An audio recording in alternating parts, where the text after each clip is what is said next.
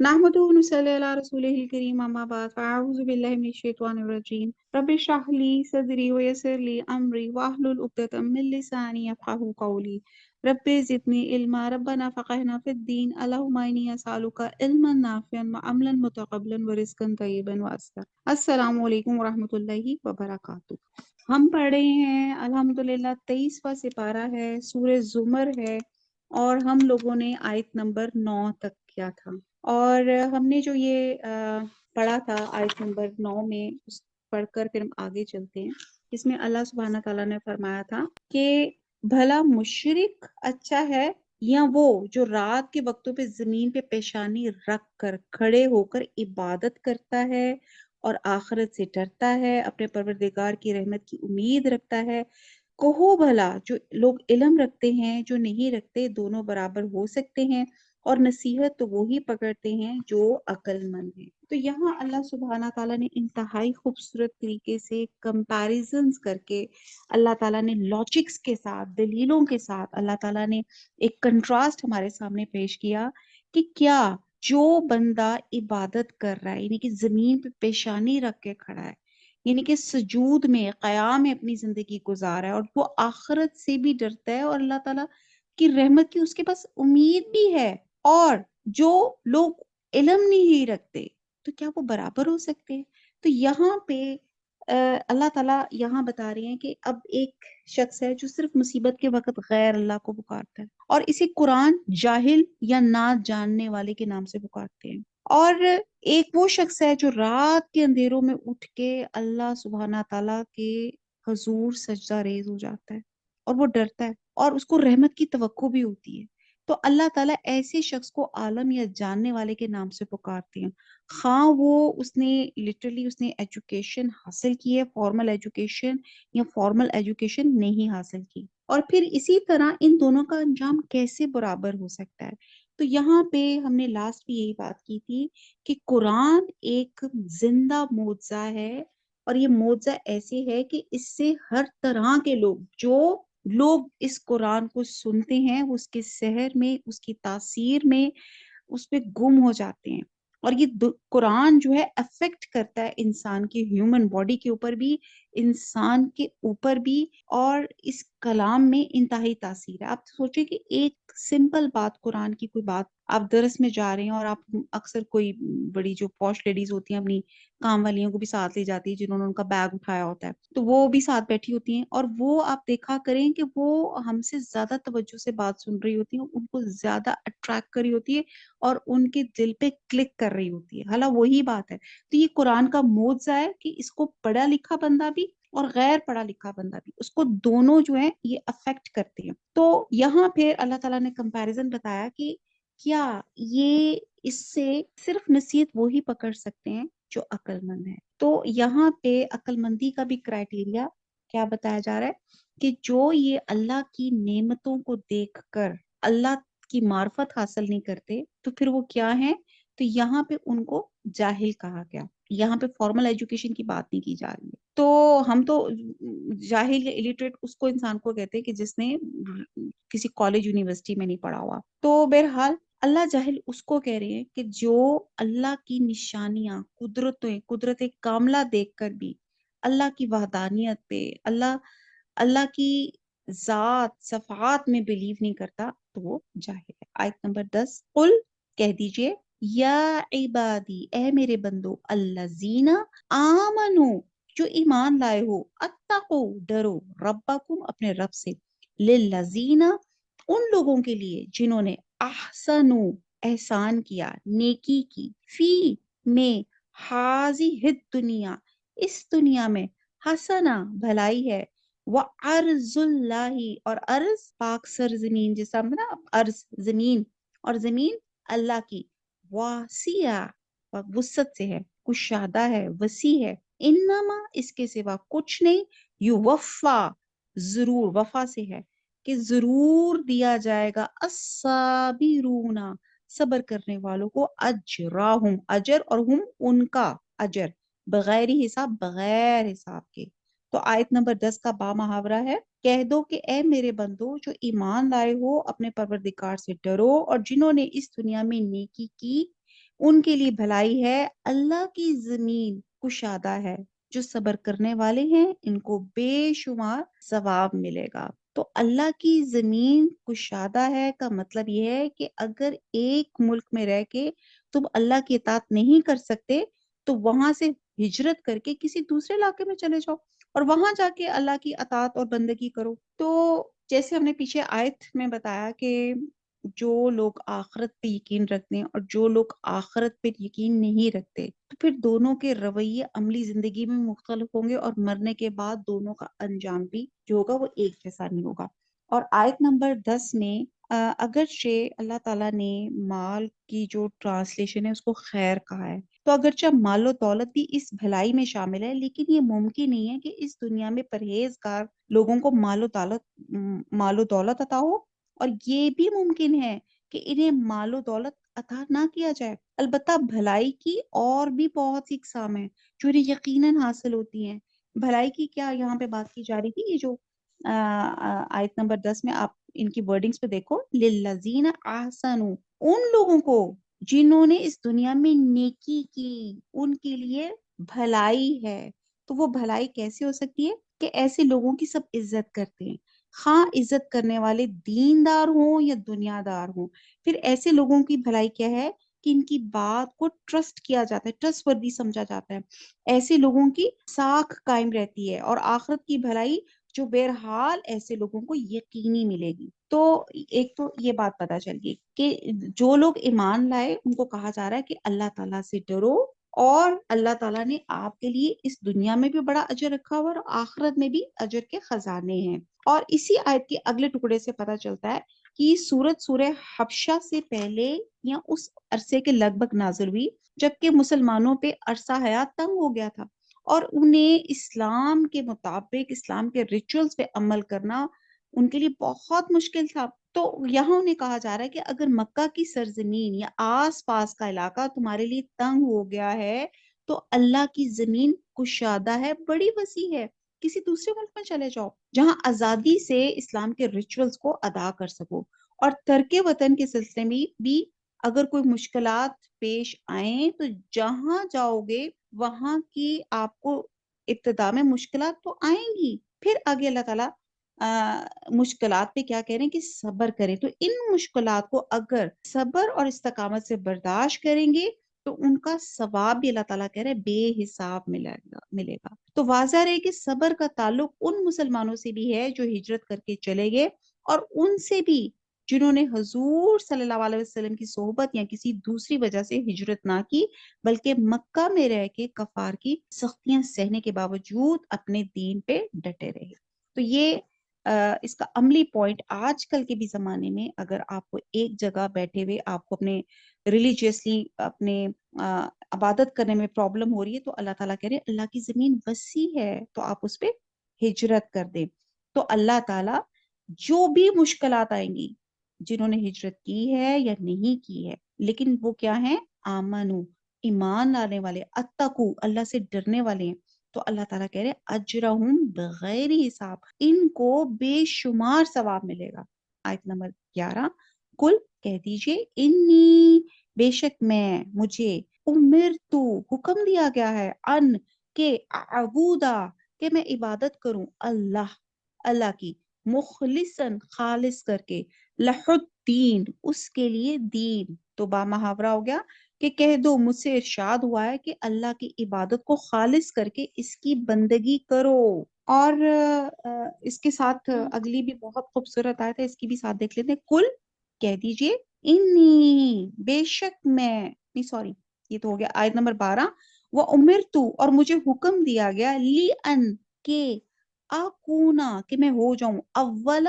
اول پہلا، المسلمین، مسلمان۔ تو با محاورہ ہے کہ یہ بھی ارشاد ہوا کہ میں سب سے پہلے، سب سے اول مسلمان بنوں۔ آیت نمبر 13 بھی ساتھ دیکھ لیں، کل کہہ دیجئے انی، بے شک میں، اخافو، خوف سے ہے، میں خوف رکھتا ہوں، ان، اگر، اسیتو، میں نے نافرمانی کی یا میں نے حکم نہ مانا۔ تو یہ اسی سے لفظ ہے، عصیان بھی اسی سے ہے کہ میں نے نافرمانی کی، ربی، اپنے رب کی، عذابا، عذاب سے، یومن عظیم، یوم دن، عظیم بڑے کے. تو با محاورہ ہو گیا کہ کہہ دو اگر میں اپنے پروردگار کا حکم نہ مانوں تو مجھے بڑے دن کے عذاب سے ڈر لگتا ہے. اب ہر نبی، اب یہ جو میں نے 3 آیات پڑھی اور ان میں اللہ سبحانہ تعالیٰ فرما رہے ہیں کہ اللہ تعالیٰ نے ارشاد فرمایا کہ اللہ نے حکم دیا ہے کہ اللہ کی عبادت کریں اور خالص ہو کے. اس سے پتہ چلتا ہے کہ خالص ہونا، آپ کی نیت کا خالص ہونا کتنا امپورٹنٹ ہے. اور پھر یہ بھی بتایا گیا کہ ہر نبی سب سے پہلے اپنی نبوت پر ایمان لاتا ہے اور احکام الہی کا عملی نمونہ پیش کرتا ہے. تو ہر نبی پر یہ واجب ہوتا ہے کہ سب سے پہلے کہا نا اولو کہ سب سے پہلے میں مسلمان بن جاؤں، تو سب سے پہلے خود اپنی نبوت پر ایمان لائے، پھر دوسروں کو دعوت دے. اور اسی طرح اس پر یہ بھی واجب ہے کہ اللہ کی طرف سے جو بھی حکم نازل ہوئے سب سے پہلے خود اس پہ عمل کرے، اپنی ذات کو بطور نمونہ دوسروں کے سامنے پیش کرے، پھر دوسروں کو دعوت دے. اور یہاں بھی اللہ تعالیٰ نے رسول صلی اللہ علیہ وسلم کی زبان سے یہ بات کہلوائی کہ مجھے یہ حکم ہوا ہے کہ خالصتاً اللہ اکیلے کی عبادت کروں اور اس کے حکم پہ سب سے پہلے میں خود سر تسلیم کروں. یعنی کہ جب بھی میں اللہ کا پیغام پہنچاؤں اس میں سب سے پہلے خود عمل کروں. اور پھر کتنی خوبصورت دعا ہے، اسی دعا کو میرا دل چاہتا ہے ہم سب یہ پڑھیں، وَأُمِرْتُ لِأَنْ أَكُونَ أَوَّلَ الْمُسْلِمِينَ. ہم سب دعا کرتے ہیں اللہ تعالیٰ ہمیں سب سے اول مسلمان بنا دیں. پھر آگے کہا جا رہا ہے کہ میں اپنے پروردگار سے نافرمانی سے میں ڈرتا ہوں اور مجھے اس بڑے دن کا عذاب کا بھی خوف آتا ہے کہ اللہ تعالیٰ میری نافرمانی پہ مجھے اس قیامت والے دن، اس ڈے آف اکاؤنٹیبلٹی والے دن میں مجھے میری پکڑ نہ ہو جائے. آیت نمبر 14 سورہ زمر، قل اللہ کہہ دو اللہ، اعبدو میں عبادت کرتا ہوں، مخلصاً خالص ہو کر، لہو اس کے لیے، دینی اپنے دین کو. با محاورہ ہے کہ کہہ دو کہ میں اپنے دین کو شرک سے خالص کر کے اس کی عبادت کرتا ہوں. یہاں سے ہمیشہ یاد رکھے کہ شرک ظلم عظیم ہے. اللہ سبحانہ تعالیٰ فرماتے ہیں کہ میں ہر گناہ معاف کر سکتا ہوں لیکن شرک کی معافی نہیں ہے. آپ صلی اللہ علیہ وسلم کو حکم یہ ہوتا ہے کہ خالصتاً اللہ اکیلے کی عبادت کریں. جبکہ کفار مکہ پر ایک وقت ایسا آیا کہ جب وہ آپ صلی اللہ علیہ وسلم سے سمجھوتا کرنے پہ آمادہ ہو گئے. اور وہ سمجھوتا کیا کرنا چاہتے تھے کہ ہم آپ کے راستے میں کوئی رکاوٹ نہیں ڈالیں گے لیکن شرط یہ کہ آپ ہمارے معبودوں کو برا بھلا نہ کریں. دوسرے الفاظ میں کہہ لیں کہ آپ لا الہ نہ کہیں کیونکہ یہی کلمہ ان کے بتوں کو ناکارہ ثابت کر دیتا ہے اور اس کو وہ اپنے آباء و اجداد اور اپنے بتوں کی انسلٹ سمجھتے تھے. اور اس کلمے سے انکار ہی اللہ کی سب سے بڑی نافرمانی ہے. تو لہٰذا آپ صلی اللہ علیہ وسلم کی زبان سے اس کا جواب یہ دلوایا گیا کہ مجھے تو حکم یہی ہوا ہے کہ اکیلے اللہ کے سوا کسی بھی معبود کو تسلیم نہ کروں، اور اگر میں اس کی نافرمانی کروں گا تو جیسے پیچھے آیت نمبر 13 میں تھا تو میں اللہ کے عذاب سے ڈرتا ہوں. میں کسی صورت اللہ کی نافرمانی، اللہ کے ساتھ کسی کو شرک کرنا، میں ان تمام چیزوں سے خوف کھاتا ہوں کیونکہ مجھے اس بڑے دن کا اور اللہ تعالیٰ کے سامنے جانے کا اتنے بڑے کرائمز ہیں کہ جن کی معافی نہیں ہے اور مجھے ڈر لگتا ہے. آیت نمبر 15، فَعْبُدُوا پس عبادت کرو، ما شئتم جس کی شئتم جیسے انشاء نہیں ہوتا، جس کی تم چاہتے، جس کو تم چاہو، من دونی سوائے اس کے، قل کہہ دو، انا بے شک الخاسرین خسارے میں ہیں، الذین وہ لوگ جنہوں نے خسروا خسارے میں ڈالا، انفسہم اپنے نفس کو، واہلیہم اور اپنے گھر والوں کو، یوم القیامہ قیامت کے دن، الا خبردار، ذالکا یہی، وہ الخسران نقصان، خسارہ ہے، المبین سری. آیت نمبر 15 کا با محاورہ دیکھتے ہیں کہ تو تم اس کے سوا جس کی چاہو پرستش کرو، کہہ دو کہ نقصان اٹھانے والے وہی لوگ ہیں جنہوں نے قیامت کے دن اپنے آپ کو اور اپنے گھر والوں کو نقصان میں ڈالا. دیکھو یہی سری نقصان ہے. تو وہ انسان قیامت کے دن سری خسارے میں ہوگا جس نے دنیا میں اپنی عمر، زندگی، اپنی جتنی اللہ تعالیٰ نے صلاحیتیں دی تھی، جتنی کیپیبلٹیز دی تھی، اس نے ان تمام کو اللہ کی نافرمانی میں صرف کر دیا، اور اپنے بال بچوں اور عزیز و اقارب کو بھی اس غلط راستے پہ لے کے آیا۔ تو یہاں پہ ایسے انسان کا ذکر کیا جا رہا ہے، اور صریح خسارہ اس لحاظ سے ہے کہ مشرکوں کے اگر کچھ نیک اعمال بھی ہوں گے تو وہ شرک کی وجہ سے برباد ہو جائیں گے، اور اب ان کے صرف گناہ ہی گناہ رہ جائیں گے، اور دوسرا ان کے بال بچوں کے گناہوں کا بھی حصہ ان کو پہنچے گا۔ اب آپ یہ دیکھیں کہ ایک بندہ جس نے شرک کیا، جس نے اللہ کی نافرمانی کی، تو اس کے گناہ کتنے ملٹیپلائی ہو رہے ہیں۔ ایک تو اس کو خود کا گناہ ملے گا کہ جو اس نے اللہ کے ساتھ شرک کیا، پھر دوسرے جو اس کے جو بال بچے جو اس کو فالوورز تھے یا جو اس کے انڈر تھے، انہوں نے اس کے اثر میں آ کے شرک کیا، تو جتنے لوگوں نے اس کے اثر میں آ کے شرک کیا ان تمام کا گناہ اس کے سر پہ جائے گا۔ اور تیسرا، یہ تو دنیا میں خسارے ہے نا، تو قیامت میں یہ ہوگا کہ ہر طرف خسارہ ہی خسارہ انہیں گھیرے ہوئے ہوگا۔ تو یہ ایسے انجام کا، ایسے انسان کا جو اللہ کی نافرمانی کرتا ہے، اس کے خسارے کا یہاں پہ ذکر کیا جا رہا ہے کہ یہ ہے سری نقصان، اللہ کی نافرمانی کرنا۔ تو کیا ہوگا؟ ٹوٹل دنیا آخرت دونوں میں خسارے میں ہو گیا۔ آیت نمبر 16، لہم ان کے لیے، من فوقہم ان کے اوپر سے، زلالن زلالن سائبان بادل، من النار آگ کے، ومن اور سے، تحتہم تحت نیچے، ہم ان کے، زلال سائبان، ذالک یہ، یخوفو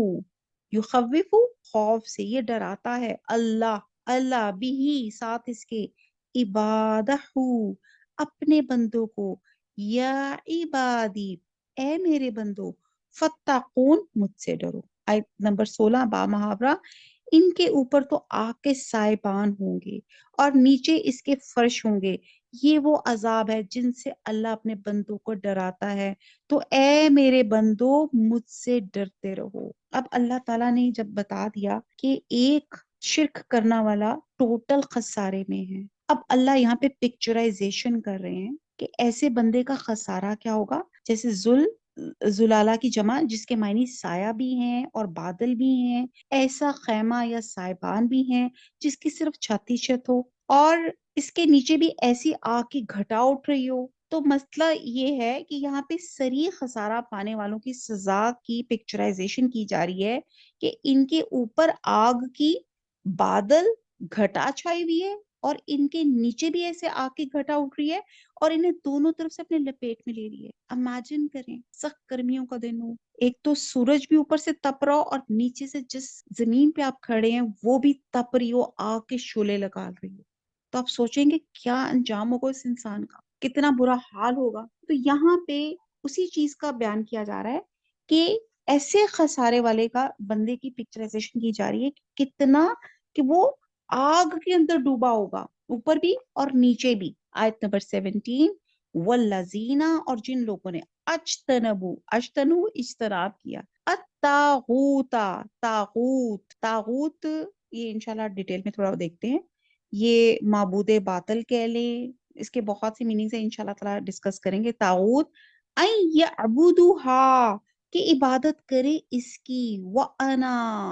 وَأَنَابُوا انابت سے ہے، انابت ہوتا ہے رجوع کرنا، توبہ کرنا، اور رجوع کیا انہوں نے اللہ اللہ کی طرف، لہم ان کے لیے، البشرا بشارت سے ہے، ان کے لیے خوشخبری ہے، فبشر پس خوشخبری دو، عباد میرے بندوں کو، با محاورہ ہے، اور جنہوں نے اس سے اجتناب کیا کہ بتوں کو پوجیں اور اللہ کی طرف رجوع کیا، ان کے لیے بشارت ہے، اور تو میرے بندوں کو بشارت سنا دے۔ بہت خوبصورت طریقہ ہے، اللہ تعالیٰ کی حکمت، اتنے پیارے طریقے سے اللہ تعالیٰ آیات بتاتے ہیں، پیچھے ایک ظالم شخص کا، نافرمان شخص کا انجام بتایا گیا کہ وہ کیا ہے، بادلوں کے سائے میں ہوگا، اور اس کو نیچے سے بھی آگ لپیٹ رہی ہوگی، اور پھر اگلے ساتھ ہی بتایا جا رہا ہے کہ جو شخص جس نے اپنے آپ کو محفوظ رکھا طاغوتی قوت سے، طاغوت کا معنی عموماً بت یا شیطان لیا جاتا ہے، اور طاغوت سے مراد ہر وہ چیز جس کی اللہ کے مقابلے میں اطاعت یا عبادت کی جاتی ہے، یا وہ خود اللہ کے مقابلے میں اپنی اطاعت یا عبادت لوگوں سے کروانا پسند کرتے ہیں۔ تو گویا طاغوت سے مراد دنیا دار چودھری اور حکمران بھی ہو سکتے ہیں، اور کوئی ادارہ یا پارلیمنٹ بھی ہو سکتی ہے، بت، شیطان اور جن بھی ہو سکتے ہیں، اور ایسے پیر فقیر بھی ہو سکتے ہیں جو اللہ کے مقابلے میں اپنی اطاعت کروانا پسند کرتے ہیں اور شریعت پر طریقیت کو ترجیح دیتے ہیں۔ تو اللہ معاف کرے ایسے لوگ، جیسے فرعون اپنے زمانے میں طاغوت بنا تھا، کہتا تھا میری عبادت کرو میں خدا ہوں، اور آج کل کے زمانے میں ہم جو پیر فقیروں کو اپنے شارٹ کٹس ڈھونڈتے ہیں کہ بھئی یہ ہمیں جو ہے ہمارے مشکلات کا حل یہ نکالیں گے۔ تو بہرحال اللہ تعالیٰ ہمیں ان تمام شرکوں سے محفوظ رکھے۔ تو پھر آگے بشارت جو دی جا رہی ہے ان لوگوں کے لیے جو ہر قسم کے طاغوت کی اطاعت یا عبادت سے بچتے رہتے، اجتناب کر رہے ہیں، اور تنگی ترشی میں بھی اللہ ہی کی اطاعت اور عبادت کرتے ہیں، اسی کی طرف رجوع کرتے ہیں اور اسی پہ توکل کرتے ہیں۔ تو یہاں بہت زیادہ بشارت ان کے لیے ہے جو کیا کرتے ہیں، اللہ کی طرف رجوع کرتے ہیں، جن کا اللہ پہ توکل اسٹرانگ ہوتا ہے۔ آیت نمبر نیکسٹ ہے الذین، وہ لوگ یستمعون، سماعت سے ہے، سننے سے ہے، وہ جو سنتے ہیں القول، بات، فیتبعون، پھر اتباع کرتے ہیں، پھر پیروی کرتے ہیں، احسنا، احسن، اس کی اچھی باتوں کی، اولئیکا، یہی لوگ ہیں، اولئیکا الذین، یہی لوگ ہیں، ہداہم اللہ، ہدایت دی ان کو اللہ نے، وَأُولَئِکَ، اور یہی لوگ، ہم وہ، اولو الالباب، اولو الالباب عقل والے ہیں۔ تو آیت نمبر 18 کا ہم محاورہ دیکھتے ہیں، جو بات کو سنتے اور اچھی باتوں کی پیروی کرتے ہیں، یہی وہ لوگ ہیں جن کو اللہ نے ہدایت دی، اور یہی عقل والے ہیں۔ اب جن کو خوشخبری دی گئی ان کی ایک صفت یہ بھی ہے کہ وہ اللہ تعالیٰ کے احکامات کو پیروی بھی ایسے کرتے ہیں جو اس کی بہترین صورت ہوتی ہے۔ فار ایگزامپل آپ ایک نماز لے لیں، میں اور آپ ہم سب نماز الحمدللہ پڑھتے ہیں۔ ایک نماز وہ ہے وہ جو ہم ٹکر مار کے پڑھتے ہیں، جس کے ساتھ ہم کہتے ہیں فاسٹ فارورڈ لگا ہوا ہے، یہ نماز پڑھی اور ساتھ ہی سجدہ اور ساتھ ہی قیام اور پھر رکوع اور پھر سلام پھیر کے آپ کی منٹ میں ختم۔ اور ایک وہ نماز ہوتی ہے جس کا قیام نظر آ رہا ہوتا ہے، جس کا رکوع نظر آ رہا ہوتا ہے، جس کے سجود نظر آ رہے ہوتے ہیں۔ تو آپ دیکھیں کہ ایسی نماز کا فرق ہے نا۔ تو جو جیسے نماز میں خلوص نیت ہو، اللہ کی رضا ہو، اس کی محبت کے جذبے سے ادا کی جا رہی ہو، بر وقت ادا کی جا رہی ہو، با جماعت ادا کی جا رہی ہو، طہارت اچھی طرح کی گئی ہو، وضو اچھی طرح کیا گیا ہو، نماز میں خشوع اور خضوع نظر آ رہا ہو، تو یہ نماز کی اچھی سے اچھی صورت ہے۔ اب اگر کوئی شخص نماز با جماعت ادا کرے لیکن نماز میں دنیاوی باتیں آ رہی ہیں، اس کے ذہن میں خیالات ہی آ رہے ہیں، نماز میں توجہ ہی نہیں ہے، فضول حرکتیں بھی کر رہا ہے، سست اور ڈھیلا ڈالا بھی کھڑا ہے، تو نماز تو اس نے ادا کر لی اور اللہ کے حکم کی اطاعت بھی ہوگی، مگر یہ احسن صورت نہیں ہے، اور پہلے اور اس شخص کی نماز میں بہت فرق ہے، اور یہی حال تمام اعمال کا ہے۔ تو سب سے پہلے یہیں پہ آپ دیکھیں کہ انشاءاللہ تعالیٰ میں اور ہم اللہ سے جو کہتے ہیں دعا کرتے ہیں، ریکویسٹ کرتے ہیں، اللہ تعالیٰ ہم جو ٹوٹی پھوٹی عبادت، جو بھی ہم نماز، حج، زکوٰۃ، روزہ جو ہم ادا کریں، اللہ تعالیٰ وہ احسن طریقے سے اور اس طریقے سے ہو کہ اللہ ہم سے راضی ہو جائے۔ ایک تو یہ مطلب ہو گیا، اور دوسرا مطلب یہ بھی ہو سکتا ہے کہ وہ باتیں تو سب کی سنتے ہیں مگر قبول وہ بات کرتے ہیں جو ان سے بہتر ہو، اور پھر اس پر عمل پیرا ہو جاتے ہیں۔ تو یہ احسن صورت کی بات ہوگی۔ اب آ جاتا ہے آیت نمبر 19، آفا من، کیا، وہ شخص کے حق ہے علیہ، جس پر کلمات، بات، العذاب، عذاب کی، آفا انتا، کیا پھر تو، کیا پس تو، تنقذو کیا ہوتا ہے، یہ ایک نیا لفظ آ جائے گا، اس کو آپ انڈر لائن کر لیں۔ تو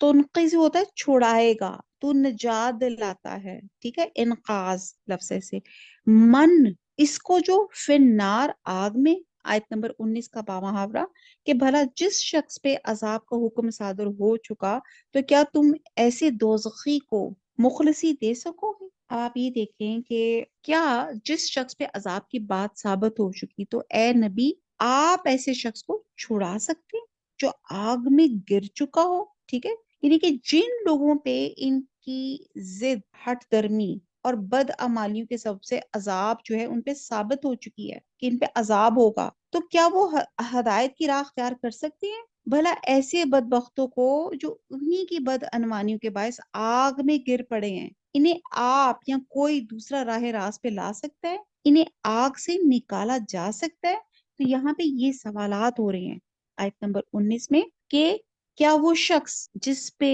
کنفرم ہو گیا کہ اس پہ عذاب آ گیا، تو کیا آپ اس کو تنقذو چھڑا سکتے ہیں؟ آیت نمبر 20 اس کو آگے بتاتی ہے، لیکن اللہ زینا، جو لوگ اتقو ڈرتے ہیں،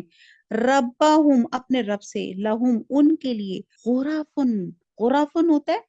جنت کی منزلیں، غرفہ اونچے محل، من فوق اوپر ان کے، غرفن بالا خانے، مبنیتن بنے ہوئے ہیں، مبنیہ تعمیر کیے ہوئے ہیں، تجری جاری ہیں، بہتی ہیں، من تحتہا ان کے نیچے، الانہار نہریں، وعدہ اللہ کا، لا یخلف نہیں خلاف کرتا، اللہ المعاد وعدے کا۔ آیت نمبر 20 یعنی کہ جو لوگ اپنے پروردگار سے ڈرتے ہیں ان کے لیے اونچے اونچے محل ہیں جن کے اوپر بالا خانے بنے ہوئے ہیں اور ان کے نیچے نہریں بہ رہی ہیں۔ یہ اللہ کا وعدہ ہے، اللہ وعدے کے خلاف نہیں کرتا۔ اب یہاں سبحان اللہ، اللہ سبحانہ تعالیٰ جنت کی جو ہے نا اس کی پکچرائزیشن کر رہے ہیں۔ آپ دیکھیں کتنی خوبصورت پکچرائزیشن ہے۔ اگر آپ اور ہمارا کبھی ناردرن سائڈ پہ اتفاق ہوتا ہے جانے کا، تو جب ہمیں گائیڈ لے کے جاتا ہے نا، دکھاتا ہے جی یہ دیکھیں جی یہ بیڈ روم دیکھیں، یہ سب سے ٹاپ فلور میں ہے آپ کے، یہاں سے دیکھیں آپ کو جھرنے، آپ کو ندی نالے، اور یہاں سے جو منظر ہے، جتنا وہ ٹاپ پر ہوتا ہے اتنی خوبصورت منظر نظر آتا ہے، ٹھیک ہے نا۔ یہ جو پینٹ ہاؤس کا جو کنسپٹ ہے وہ بھی کچھ ایسے ہے نا کہ جو سب سے بلڈنگ کی جو ٹاپ فلور کی جو بلڈنگ ہوتی ہے، اور اس پہ آپ دیکھیں کہ کیسے کیسے آپ کو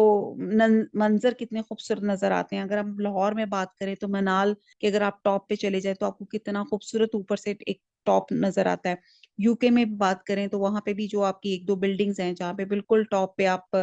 پورا جس کو لندن کا ایک ویو ایک نظر آتا ہے۔ اسی طرح آپ جب لندن آئی میں بھی سیر کر رہے ہوتے تو اوپر سے جب اوپر سے ایک جو ویو نظر آتا ہے اس کی بات ہی کچھ اور ہوتی ہے۔ تو یہاں پہ اللہ سبحانہ تعالیٰ فرما رہے ہیں کہ جو لوگ اپنے پروردگار سے ڈرتے ہیں، وہ لوگ جن کے پیچھے خوشخبریاں دی گئیں، اللہ تعالیٰ ان کے اجر بتا رہے ہیں کہ ان کے لیے اونچے اونچے محل ہوں گے، یعنی کہ ان کو جنت میں غرفہ، پینٹ ہاؤس، یعنی کہ سب سے اونچے ان کو دیے جائیں گے، اور ان کے ایسے ہوں گے کہ جن کے نیچے نہریں چل رہی ہوں گی۔ پانی ایک ایسی چیز ہے کہ بڑا سودنگ آپ کو دیتی ہے، دیکھنے میں بھی اچھا لگتا ہے۔ ہم اگر ایک پرفیکٹ پکنک کا اگر دل میں تصور لے کر آتے ہیں تو وہ ایسے کہ یار بس پانی کا جھرنا بہ رہا ہو، پاؤں پانی میں لٹکائے ہوں تو کتنا مزہ آئے گا۔ تو یہاں بتایا جا رہا ہے کہ اونچے ان کے محل ہوں گے، تجری من تحتہا الانہار، اور ان کے نیچے نہریں بہ رہی ہوں گی۔ آج کے زمانے میں بھی جب ہم گھر تعمیر کرتے ہیں، پہلے تو ایک زمانے میں جیسے ہم لاہور میں تو لارنس گارڈن جی وہاں فلانی بارہ دری ہے، وہاں پہ فاؤنٹینس ہیں، وہیں دیکھیں۔ لیکن آج کل کے آرکیٹیکٹس نے ہمارے گھروں میں، ہر گھر کے اندر کہیں نہ کہیں لوگوں نے فاؤنٹینس کی آپ کے اندر ایک جو ہے نا کوئی نہ کوئی جگہ اسائن کر دیتے ہیں دیوار پہ یا کہیں، تو وہ ایک بڑا خوبصورت نظر آتا ہے پانی کے فاؤنٹینس چلتے ہوئے۔ تو یہاں پہ اس جنت کی ڈسکرپشن بھی یہاں پہ کی جا رہی ہے۔ اور بعض دفعہ امت کچھ ایسی بیکار بحثیں شروع ہو جاتی ہیں جس کا انسان کی عملی زندگی سے کوئی تعلق نہیں، اور جب یہ شروع ہو جاتی ہیں تو اہل حق کو جواباً کچھ کہنا پڑتا ہے۔ تو ایسی مسئلے میں آتا ہے، کوئی سوال کسی نے کیا کہ جنت اور جہنم تیار کی جا چکی ہیں، یا قیامت کے بعد لوگوں کے جزا اور سزا کے فیصلوں کے بعد تیار ہوگی، یعنی کہ کب تیار ہوگی، یا تیار ہو چکی ہے؟ تو کتاب اور سنت کے الفاظ میں یہ صراحت سے موجود ہے کہ یہ تیار ہو چکی ہے، مگر ایک فرقے نے اس کا انکار کیا اور کہا کہ قیامت کے بعد تیار ہوگی۔ تو اس آیت میں لفظ آپ غور کریں، لکھا ہوا ہے مبنیاتن، تعمیر ہو چکی ہے، کہ یہ بالا خانے بنائے جا چکے ہیں۔ اور یہاں بالا خانوں سے مراد یہ نہیں ہے کہ ایک مکان پہ کوئی چوبارہ ہوتا ہے جیسے دوسری منزل ہو، بلکہ اس سے درجات کی بلندی مراد ہے، یعنی کہ ایک مکان سے دوسرا مکان بلندی پہ واقع ہوگا اور تیسرا اس سے زیادہ بلندی پہ واقع ہوگا، یعنی کہ لیولز ہوں گے، اور وہ لیولز کیا ہوں گے؟ آپ کے ایمان کے لیول پہ، جس کا جتنا ہائی لیول ایمان کا ہوگا اتنی جلدی اتنا لیول کا اس کو لیوش، اس کو وہ لیول اللہ تعالیٰ عطا فرمائیں گے۔ جنت تو ٹوٹل ہے ہی لیوش، لیکن اس لیوش میں بھی آپ کے اعمال کے حساب سے آپ کو لیول دیے جائیں گے۔ اور پھر اللہ تعالیٰ کہتے ہیں یہ اللہ کا وعدہ ہے اور اللہ اپنے وعدے کے خلاف نہیں چاہتا۔ تو سوچیں یہ اللہ کا وعدہ ہے، کیا پر کرنا کیا ہم نے، میں نے اور آپ نے عمل کرنا ہے، اور عمل بھی کیا؟ نیک، اور عمل بھی کون سا؟ جو ہم نے احسن، ایسا عمل جو بہترین طریقے سے، جس میں آپ کی خشوع خضوع، نیت، خلوص ہو اور خالص اللہ کی رضا اور قرآن اور سنت کے مطابق ہو، تو ایسا عمل جو ہے وہ قابل قبول ہوتا ہے، اور ایسی عمل کی ہم اللہ تعالیٰ سے دعا کرتے ہیں۔ وَمَا عَلَيْنَا إِلَّا الْبَلَاغُ سُبْحَانَكَ اللَّهُمَّ وَبِحَمْدِكَ نَشْهَدُ لَا إِلَهَ إِلَّا أَنْتَ نَسْتَغْفِرُكَ وَنَتُوبُ إِلَيْكَ۔ والسلام علیکم ورحمۃ اللہ وبرکاتہ۔